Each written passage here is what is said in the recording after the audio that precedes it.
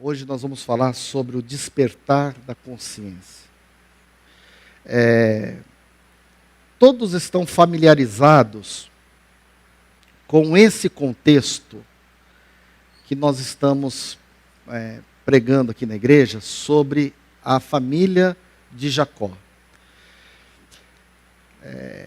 Em especial José, o governador do Egito, que era um dos filhos de Jacó. Então, nós sabemos, pelas Escrituras, que o José, ele foi levantado por Deus para gerenciar uma grande crise que estava acontecendo no tempo do faraó. Havia fome sobre a terra. Havia uma grande fome. E o José foi levantado como solução desse problema. Ele seria o manager, o administrador, o gestor.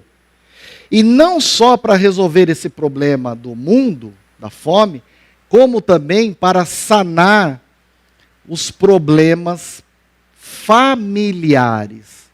Então o José teve duplo ofício.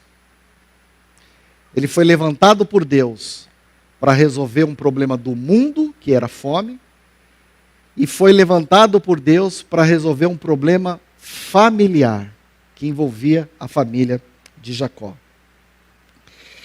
E o que me admira no José é que ele foi um líder muito estratégico.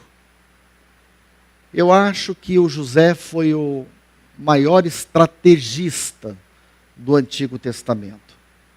Ele planejou cada ação com o objetivo de levar os seus irmãos a despertar a consciência deles para uma obra de restauração por Deus. Então você vê na narrativa bíblica que o José, ele é bem estrategista. Ele está sendo usado por Deus para recuperar os seus irmãos e ele não se dá a conhecer aos seus irmãos. Ele não quer atrapalhar o processo de restauração de Deus. E nesse capítulo em especial, de forma muito brilhante, o José, ele vai tomar algumas atitudes para levar os seus irmãos a um processo de reconciliação.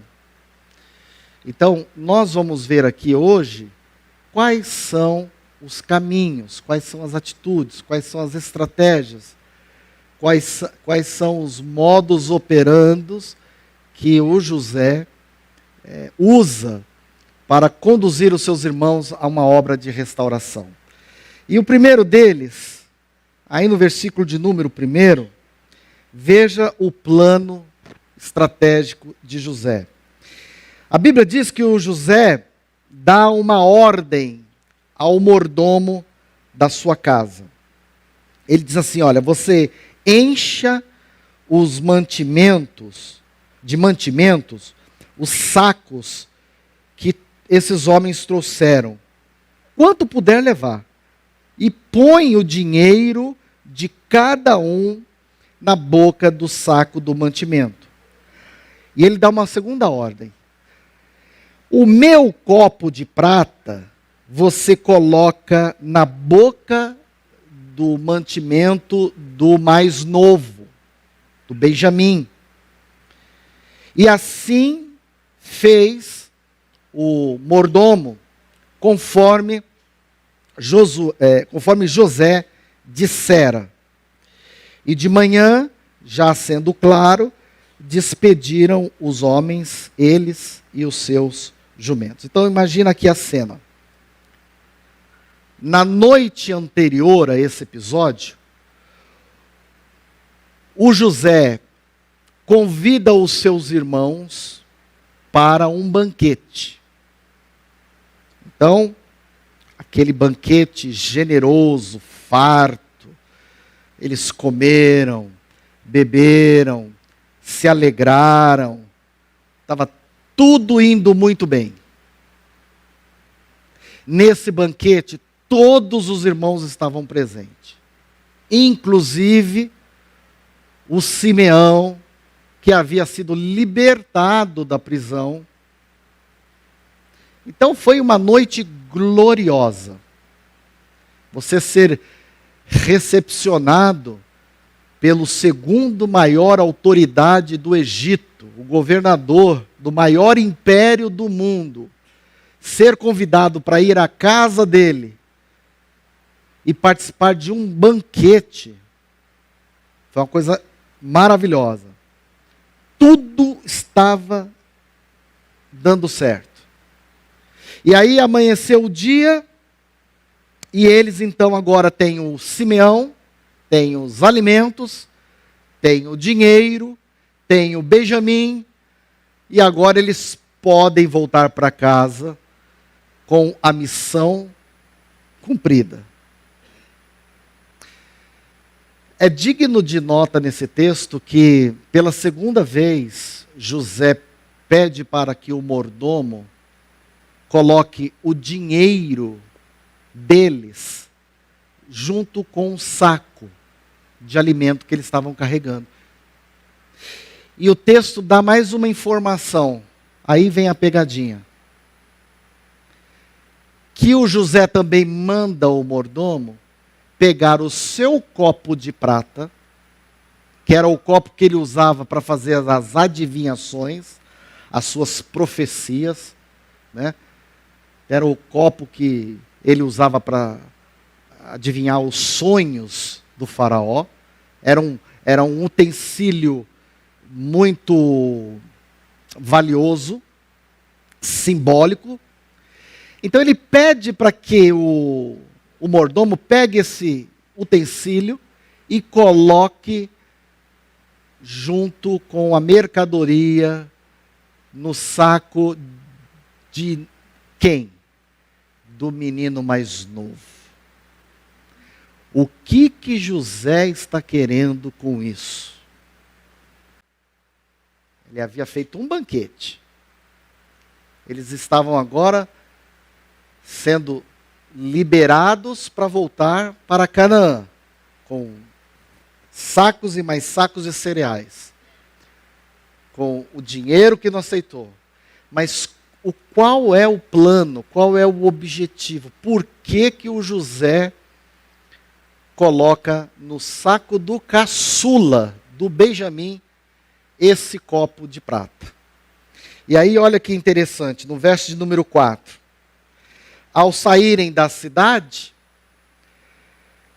não havendo ainda eles muito distante, o José disse ao mordomo: olha, você levanta e você vai atrás daqueles homens. E quando você alcançar aqueles homens, você pode fazer uma severa acusação. Você acuse eles o seguinte: por que vocês pagaram mal por bem? Poxa, eu dei o banquete para vocês, dei comida para vocês, dei bebida para vocês, coloquei mantimentos no saco de vocês, devolvi o dinheiro para vocês. Mas por que vocês pagaram o mal pelo bem?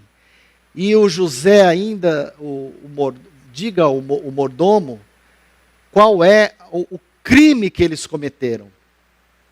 Vocês furtaram o copo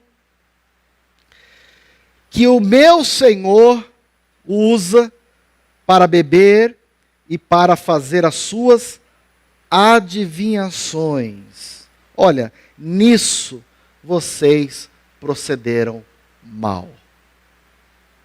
E aí diz o texto então que diante dessa situação da descoberta do copo de prata do governador, eles ficaram completamente atordoados. Verso de número 13, eles estavam encurralados num beco sem saída, eles não tinham como fugir. E outra, havia a evidência da prova, o copo estava lá. E aí eles, transtornados, diz o texto, rasgaram suas vestes.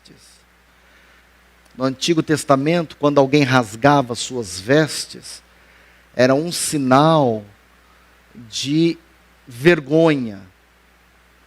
Ficaram extremamente envergonhados.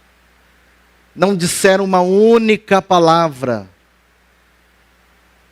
Cancelaram a viagem para Canaã e tiveram que retornar à cidade. Esse episódio, meus irmãos, mostra para mim uma mudança de caráter na vida dos irmãos de José. Por quê? Porque todos voltaram com o caçula. Quem foi acusado foi só o caçula.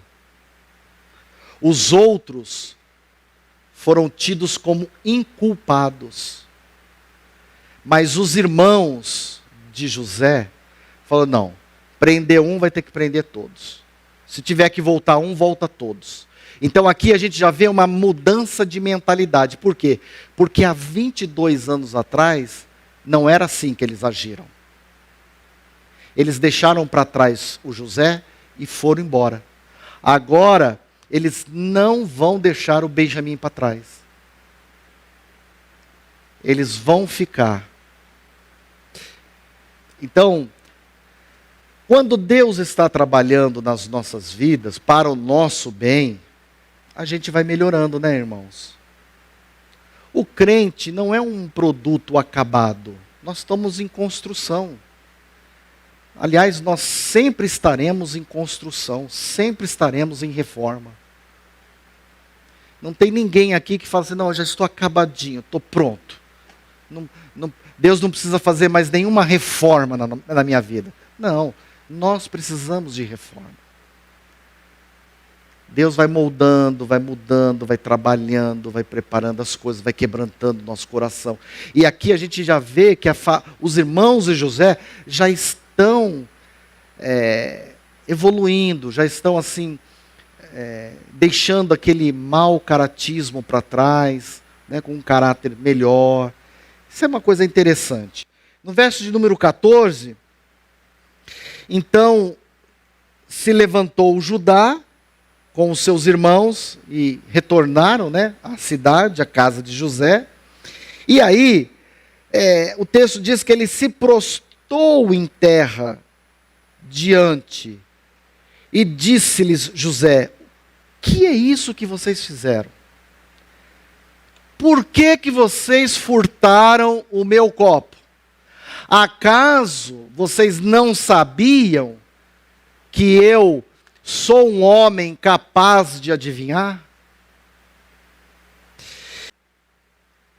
Eles já estavam retornando a Canaã com os alimentos, quando eles foram abordados, acusados e tiveram que retornar. E sobre esse retorno, há 7 lições que eu quero passar aqui para a igreja nessa manhã. A primeira delas, no verso de número 16.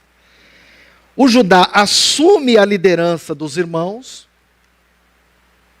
e faz uma confissão sincera, e nessa confissão ele oferece todos os seus irmãos como escravo. Fala, olha, José, nos perdoe pelo furto do nosso caçula, mas todos nós ficaremos escravos de você. Veja que o texto diz, José não se defende, José não se justifica, José não se exaspera, mas em vez disso, ele reconhece que a causa deles não tem defesa, portanto, eles serão culpados. E o texto diz assim, então Judá respondeu ao seu senhor, o que falarei? Como me justificarei? E aí Judá faz a confissão mais importante pela qual José esperava. Ele diz assim: achou Deus a iniquidade dos teus servos. Puxa, nessa hora abriu um sorriso em José. Por quê? Porque essa confissão, achou Deus a iniquidade dos teus servos. Há 22 anos atrás, esses mesmos personagens havia vendido o José. Havia deixado ele nu. Pegaram as túnicas dele, molharam com sangue de animais, deram a Jacó dizendo: pai, o José foi morto. Uma besta fera saiu do campo, estraçalhou ele, não sobrou nada. A única coisa que sobrou foi as túnicas que o Senhor havia feito para ele. Há 22 anos atrás, esses mesmos personagens haviam jogado esse José numa cova. A primeira caravana de ismaelita que passou, eles venderam o menino por 20 moedas de prata. E agora, a consciência de Judá é despertada. Ele fala assim: puxa vida, será que nós estamos passando por tudo isso porque Deus, agora chegou a hora da cobrança. Agora chegou a hora de Deus cobrar a minha iniquidade, porque eu participei daquele rolo. No verso de número 17, Judá humildemente se rende e ele diz assim: olha, eis que somos escravos do meu Senhor. Tanto nós como aquele cuja mão se achou o copo. O José, ele não aceita a proposta de Judá. E ele responde: longe de mim que eu faça tal coisa, ou seja, longe de mim que eu segure todos vocês aqui no Egito. Não, eu quero só o menino, o mais novo, o que foi achado, o copo. Vocês todos podem voltar para a casa dos pais de vocês em paz. Terceira lição. Meu senhor perguntou aos seus servos: tendes pai ou irmão? E respondemos ao meu senhor: sim, temos pai, já está velho, e temos também um filho da sua velhice, o mais novo, cujo irmão é morto.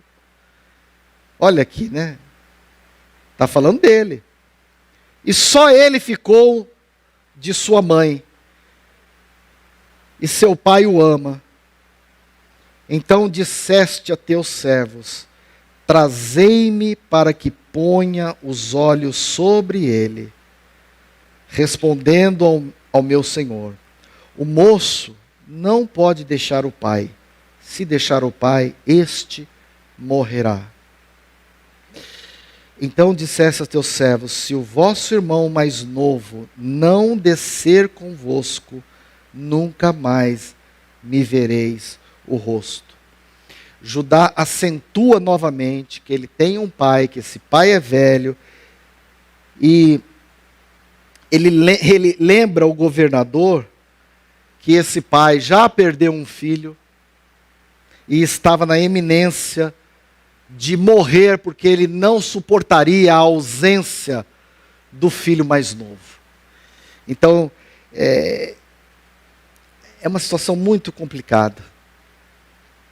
O José está entendendo tudo, mas está se fazendo de não entendido para eles. A consciência deles foi despertada. Eles estão no processo de arrependimento.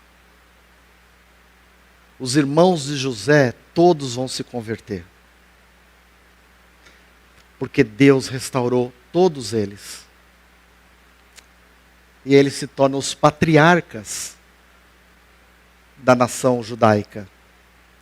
E olha que interessante. Deus não escolheu uma família perfeita para ser os patriarcas. Deus escolheu uma família cheia de problema. Isso é para mostrar, meus irmãos, que você não é escolhido pelos seus méritos, mas pela graça de Deus.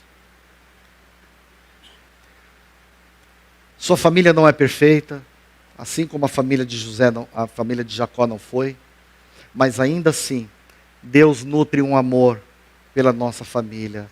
Deus nos guarda, Deus nos abençoa, Deus nos dá livramento, Deus nos faz prosperar, Deus abre caminho, Deus cuida dos nossos filhos. E aí, para finalizar, no verso de número 32, Judá, ele chega ao apogeu da sua argumentação e a sua defesa mais robusta do seu caráter é testemunhar diante de José. Ele diz assim: olha, José, o meu irmão pode até ter furtado esse copo de ouro e prata, mas quando eu saí lá de Canaã e vim para cá, eu disse ao meu pai que nada de mal iria acontecer ao caçula, e que se acontecesse alguma coisa, eu poderia ser culpado, eu poderia ser cobrado todos os dias. Então veja você, que o Judá, ele quer se sacrificar em favor de Benjamim. O texto diz: agora, pois, ao invés do menino, fique eu no lugar do moço. Deixe eu pagar a pena no lugar dele. Se ele errou, eu lhe peço perdão. Cobre de mim. Libera o menino para voltar para Canaã. Porque se esse menino não voltar, o meu pai não vai sobreviver. Olha que mudança de mentalidade. Para um irmão que há 22 anos atrás havia traído o seu próprio irmão, agora ele se oferece como sacrifício para ficar no lugar do irmão mais novo. E esse texto nos ensina a olhar para o Evangelho com um olhar certo. Como que nós olhamos para o Evangelho? O Judá é a figura do Cristo. E o filho caçula é eu e você. Nós éramos tidos como culpados diante de Deus. Mas Jesus se ofereceu para ficar no nosso lugar.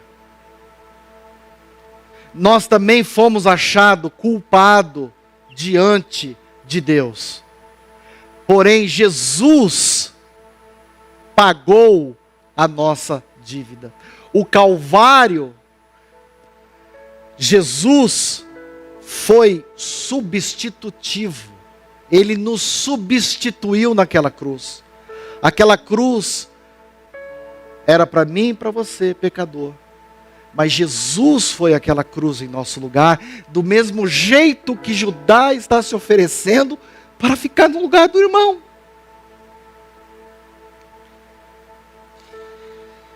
Não há culpa nenhuma que Deus não possa remover. Não há família nenhuma que Deus não tenha poder de consertar. Não há homem nenhum, por mais terrível que tenha sido o seu passado, que Deus não possa conduzir a uma restauração. Então eu aprendo com Judá que os verdadeiros irmãos protegem uns aos outros. Proteja a tua família, proteja a tua casa, proteja a tua igreja, proteja os teus pais na velhice. Não os abandone, não os trate mal. Proteja os teus filhos. E a melhor forma de você proteger a sua família é você sendo um sacerdote dentro de casa, você sendo alguém comprometido com o Evangelho, comprometido com Cristo, comprometido com Jesus.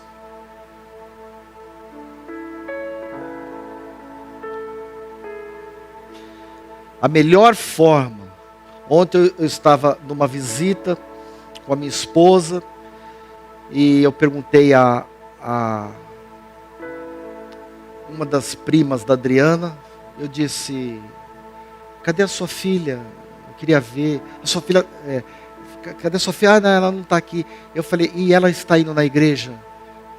E aí a tia da Adriana respondeu no lugar da mãe. Falou: não, pastor, ela não está indo mais na igreja. Sabe por quê? Porque quando ela era pequena, ela chorava para ir e a mãe não levava. E agora ela está jovem, a mãe chora para ela ir, mas ela não quer ir. Porque o exemplo vem lá da infância, vem de casa. Então cuidado. Cuidado com as coisas que podem te levar ao choro lá na frente. Que Deus desperte a consciência de cada um de nós aqui nessa manhã. A Bíblia diz: esperto, ó tu que dormes. Consagre a tua vida a Deus, consagre a tua vida a Jesus, consagre a tua casa ao Evangelho. Sê você uma bênção. Os irmãos de José eram tranqueiras, mas eles foram ficando bons. No passado, invejosos e traidores. No presente, protetores do caçula. No passado, mentirosos, não se importavam com o velho Jacó. No presente, começaram a ter preocupação pelo pai. Nossa, nós não podemos voltar a ser um caçula, senão o pai morre. Veja como que Deus vai conduzindo as coisas em prol da restauração de uma pessoa. Talvez você que está aqui hoje esteja precisando de uma restauração na sua casa, na sua família, na sua igreja. Quem conhece a tua vida é você e Deus, é claro. Então o que você aprendeu hoje? Humildade para reconhecer, consciência despertada. Não adianta ficar escondendo o pecado, mais cedo ou mais tarde alguém vai descobrir. Não adianta ficar segurando, retendo para você aquele que deveria ser alvo do seu perdão, porque a gente não prospera, meus irmãos. A gente não precisa de campanhas de prosperidade. A maior prosperidade que pode existir na vida de um crente é a presença de Deus sobre ele. E a presença de Deus sobre nós é a maior bênção que nós temos.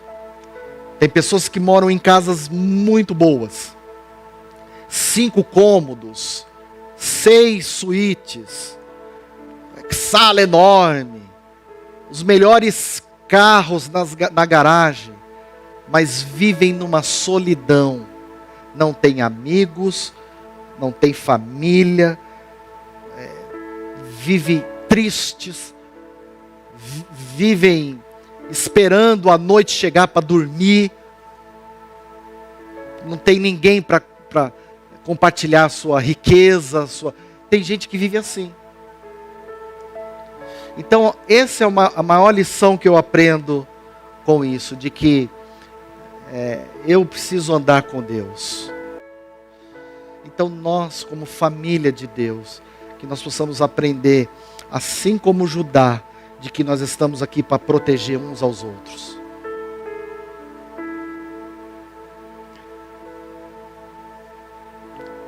Você tem uma missão nessa igreja. Você vai proteger alguém. Proteja alguém. Em oração, em amizade, em companhia, em abnegação. É o que a palavra de Deus nos fala nessa manhã. Feche seus olhos. Oremos a Deus.